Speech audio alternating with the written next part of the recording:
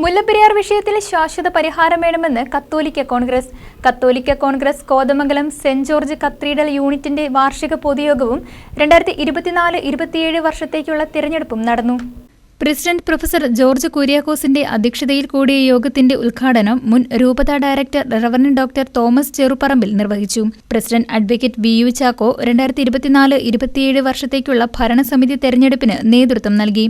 പ്രസിഡന്റായി Binoy Pallath, vice president സ്ഥാനത്തേക്ക് George Ambatt, Seenu Saju, സെക്രട്ടറിയായി ബേബിച്ചൻ നിതീരിക്കൽ, ജോയിന്റ് സെക്രട്ടറിയായി ടീന മാത്യു, ട്രഷററായി ജോയ് ഉണ്ണിച്ചൻ തറയിൽ, വനിതാ കോർഡിനേറ്ററായി ജിനി ബിജു എന്നിവർ ചുമതലയേറ്റു. മുല്ലപ്പെരിയാർ അണക്കെട്ടും വരാനിരിക്കുന്ന വൻ ദുരന്തവും എന്ന വിഷയത്തെ ആസ്പദമാക്കി ഡോക്ടർ ഷാജി കുടിയേറ്റ് സെമിനാർ നടത്തി. തുടർന്ന് ലക്ഷക്കണക്കിന് ജനങ്ങളുടെ ജീവൻ അപകടത്തിലാകുന്ന മുല്ലപ്പെരിയാർ പ്രശ്നത്തിൽ പരിപൂർണ പരിഹാരം ആവശ്യപ്പെട്ടുകൊണ്ട് സർക്കാരിന് നൽകുവാൻ പ്രമേയവും പാസാക്കി. നിർഭാഗ്യകരമായ സംഭവങ്ങൾക്ക് കാത്തുനിൽക്കാൻ അതിവേഗം പരിഹാരമുണ്ടാക്കണമെന്നും ഇനിയും കാത്തിരിക്കാൻ ജനം ക്ഷമയില്ലെന്നും അല്ലാത്തപക്ഷം കത്തോലിക്ക കോൺഗ്രസിന്റെ നേതൃത്വത്തിൽ ജാതിമത രാഷ്ട്രീയ ചേരികളില്ലാതെ ശക്തമായ സമര പരിപാടികളുമായി മുന്നോട്ടു പോകുവാനും യോഗം തീരുമാനിച്ചു. ബിനോയ് പള്ളത്ത്, ബേബിച്ചൻ നിതീരിക്കൽ, ജോർജ് അമ്പാട്ട്, ജോസ് തെക്കേക്കര, ജോയ് ഉണ്ണിച്ചൻ തറയിൽ തുടങ്ങിയവർ പങ്കെടുത്തു. News desk KCV news.